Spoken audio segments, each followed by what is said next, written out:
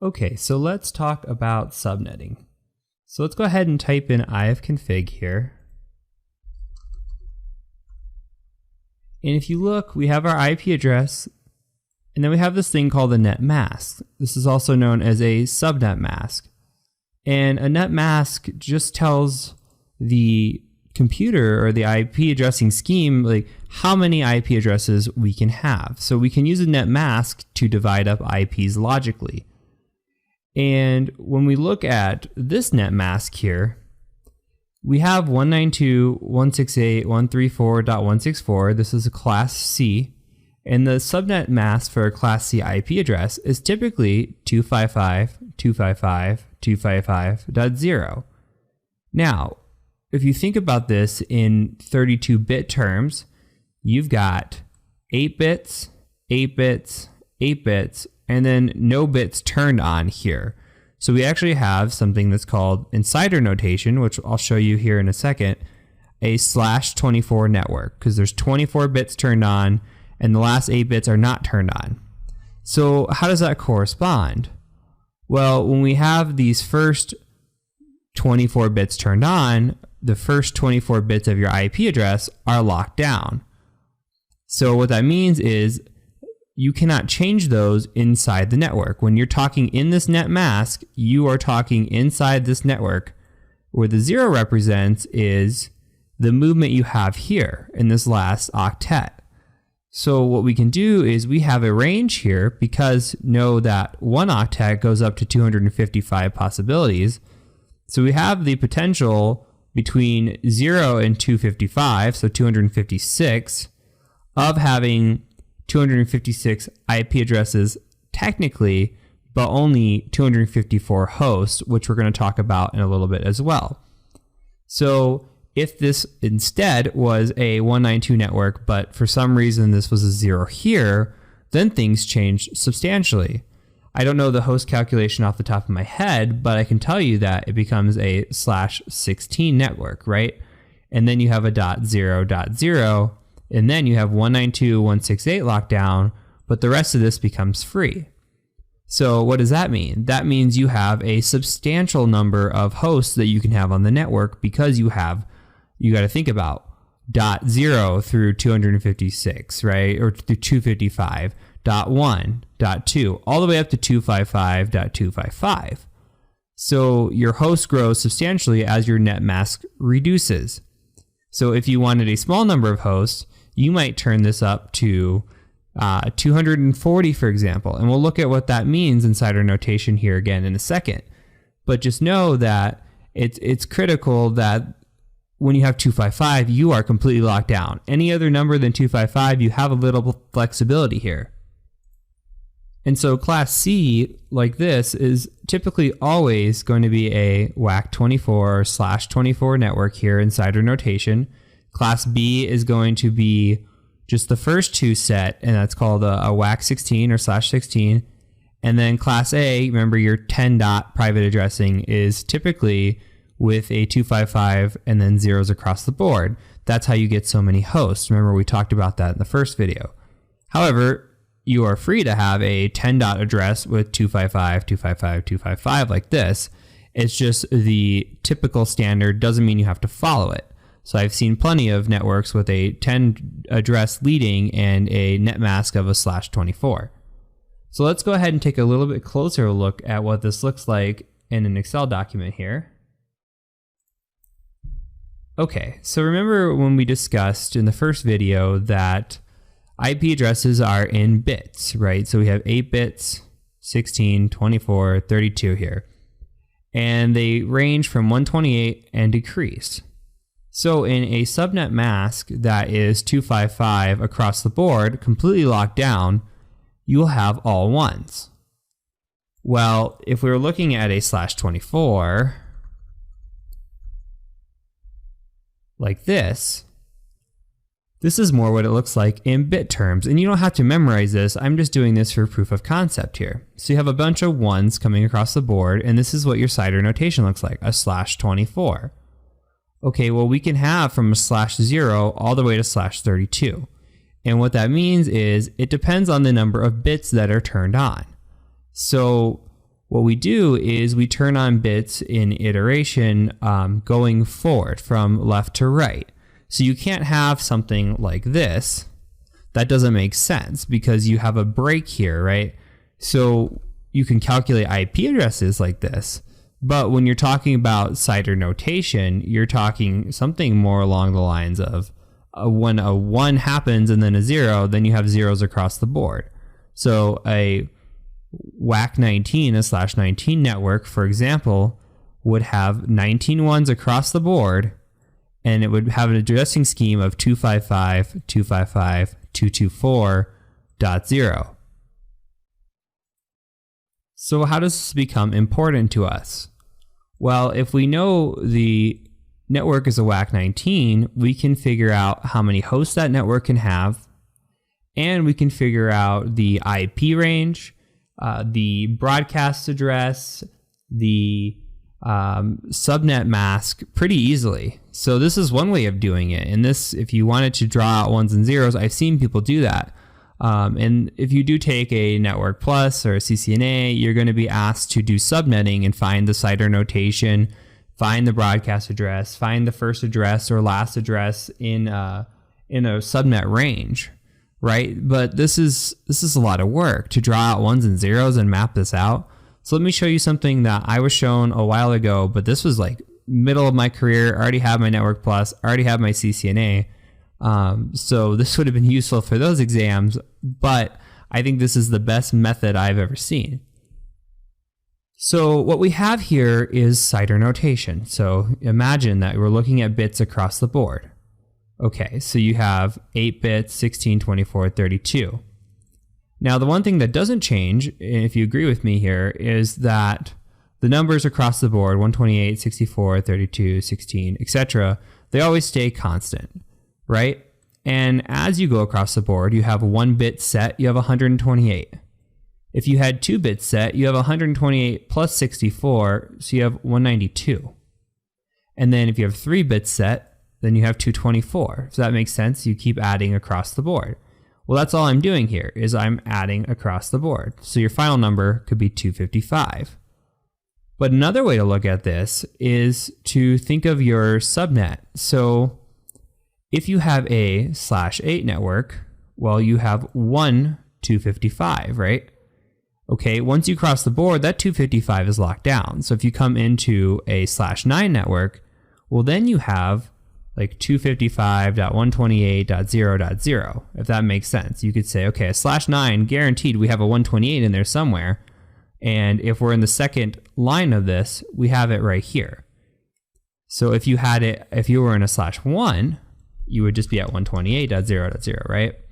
Or if you were in a /25, then you would be in 255.255.255.128. So if we go back and we think about the common /24, the one you'll see the most in your career, that's just the 255 across the board because it falls into the third category. So you know the first two are already set at 255, the third one's set at 255 and .0. So let's think about this in another way. So when we say, okay, how many hosts can I have on a network? Well, another way to think about that is to take this number, you have your bits, but another way I like to think about this is hosts. So if we have 128, and this is where it gets a little bit confusing, but not much. Let me make a new line here. You can always just continue going, right? So you can say, if you notice they divide by 2, so why can't we just multiply by 2? So we'll multiply this by 2. Okay, so 256. Remember, that makes sense because we had a range of 0 to 255, so 256 addresses. And let me just make a formula here to drag that across the board. And if we drag it across, you'll see as we start getting smaller on the CIDR notation, the more hosts that we can have. Remember that the WAC8, the public class A 10.0 had something like 16 million host possibilities. So it just gets crazy. And when you're taking an exam, you're never going to see really past 16 unless that's just them being cruel, because it's really hard to do this number, especially when you get higher and higher in your head or even on a piece of paper. So when we're looking at this, the thing that you should know is when there's a host, you have to take this number and you always have to subtract 2 from it.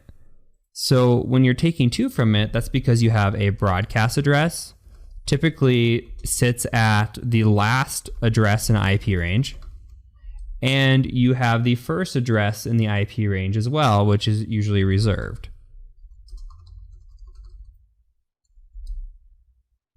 So what that means is if we were to have a 256 address, or I should say 256 hosts on a WAC24, the possibility that we really have there is 254 addresses, right? Where the first IP address can be a .0. So let's say we're sitting at 192, then 192.168.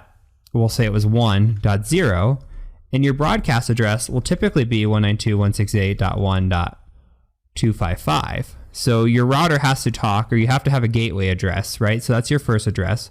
We can enter that in here, right? We have a gateway reserved, and we also have a broadcast address reserved. So you can't use these two. So because 0 and 255 are gone, you can use the range of 1 to 254. So that gives you 254 hosts. If you were to do a WAC23 network, then that changes again. Remember, because now a WAC23 would look like 255.255.254.0. You have 510 host possibility, if that makes sense. So now you have a little bit of flexibility in the range because you actually doubled your range here. So if you have that possibility, you can still look at this number here and say, okay, well, if I have a WAC23 address, what's the first address scheme in there? Well, if we're starting just from the base, your scheme could be 192.168. We'll just call it .0, right? But your broadcast address then can become 192.168.1.255. So your first address, we'll make this .0.0, and your last address. But if you span over this, you get a possibility of 510 hosts. So it just keeps spreading wider and wider. So if you had a /22, okay, then your range here for your second digit, or third digit, I should say, becomes 4. So that would become 0 to 3, then 4 to 7, etc., if that makes sense. So let me give you some examples here so we can kind of run through these as well. So let's just say, hey, how many hosts are in a WAC25 network? Okay, well, I know from this chart here, there's 128, and I have to take out the broadcast and the gateway, so I know there has to be 126. Okay, so if there's 126 possible hosts in a /25 network, what's your subnet mask for a /25 network? Okay, we can do that. That's 255.255.255.128, because we know the 255s are locked here, and we know that right here, a WAC25 starts a fourth line, and it's on a subnet of 128. Okay, so what could our first possible IP address be? Sure, so we'll say it's 192.168.1.1. So the first IP address, remember the .0 is reserved, and the last possible IP address, what could that be? Well, that could be 192.168.1.126, because if we're flowing from 0 up until 128,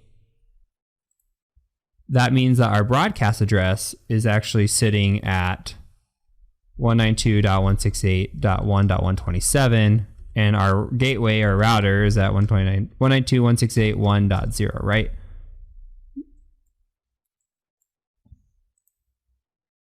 I apologize, I should be saying gateway. I should be saying network ID. Your network ID falls on the first address. The gateway is a misstatement here, because I was thinking about it, and your router, your gateway, is absolutely an IP address. So your network ID is your .0. Your broadcast address is your last address, and that would be your .127. Your router and your gateway can absolutely sit on a 1.1, and you'll notice a lot of times on a home network, it looks just like this, a .1 or .0.1 here. So I apologize for that. So let's take one more example, and then I'm going to go ahead and give you a subnetting challenge where I'll ask you a few questions about these. You can use my list. I encourage you to write it down and kind of memorize it by hand. You don't have to write the slashes out. You can just write 1 through 32 and then write this out, and that'll save you a ton of time, especially if you have an upcoming network exam. So let's go ahead and look at something like a /29 network here. Okay, so /29, how many hosts can we have in a /29 network? Okay, well, it says 8, and remember we have to take out the network ID and the broadcast address, so we can have 6 hosts. Okay, so what is our subnet mask on a /29 network? Well, that's 255.255.255.248. So we've got that set here, remember? First 3 all locked down, last one here. So we have a little bit of movement in these last bits. The first 3 will be locked down. Okay, so if we're on a 192 network here, what is the range of possibility that we have? Okay, so what could be the first IP address if we're saying our IP scheme is 192.168.1? So the first IP address can still be 192.168.1.1. Okay, and then what's the last possible IP address in this range? Okay, so the last possible usable IP address should be .6, right?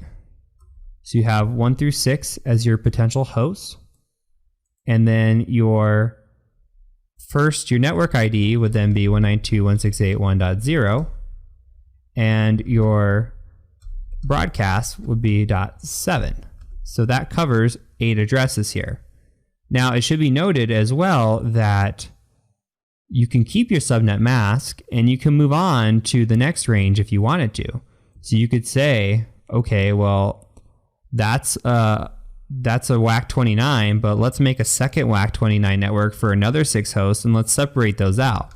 So we can have a WAC 29 that looks like this, where your network ID or your first usable would be 9 here, right? And then your last usable would be 14. And then your network ID would be 1.8, and your broadcast will be 1.15. So again, this spans 8 total bits here, but we're talking as well, we say, hey, we've got this range. So your scheme doesn't have to be here. You can use this scheme in any sort of IP addresses as long as they fall in the range. So you may be asked in your career to build a network that has only 4 hosts possibility, or you have 4 hosts, what's the best network you're going to use? Well, it's not going to be a WAC 30 because you only have 2 there. You would say, hey, I've got a WAC 29, so it gives me 6 host possibility. I got 4. Let's just condense this network down so nothing else can get onto it except these 4 devices, you know? So that's why you see some of these schemes, especially when you get into public IP addressing and you're really limited on the amount of space that you're given. You're going to see all kinds of crazy different CIDR notations. And when you get penetration testing, you're doing external penetration tests, you might be given a network that just has a WAC 27 or WAC 28 after it. So it might look like 158.32.2.8 WAC 29, right?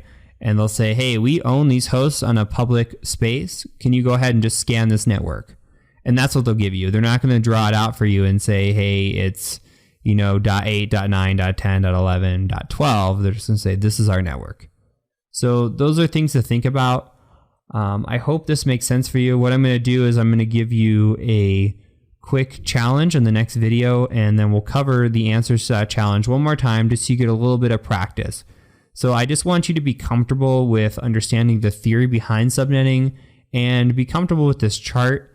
You may not ever use subnetting. I haven't in my career, even as a network engineer. I didn't need to use subnetting. We just used consistent, WAC24 networks. So if you are doing networking, maybe it's not bad to jot this information down. If not, just kind of take away from this the 32-bit structure, how the ones and zeros operate, and what CIDR notation is and kind of what it represents. So you don't have to brute force memory this. Again, this is practical, not for an exam, but I do want to challenge you with a couple of questions in the next video, and we'll cover the answers to what those are. So I will catch you over there.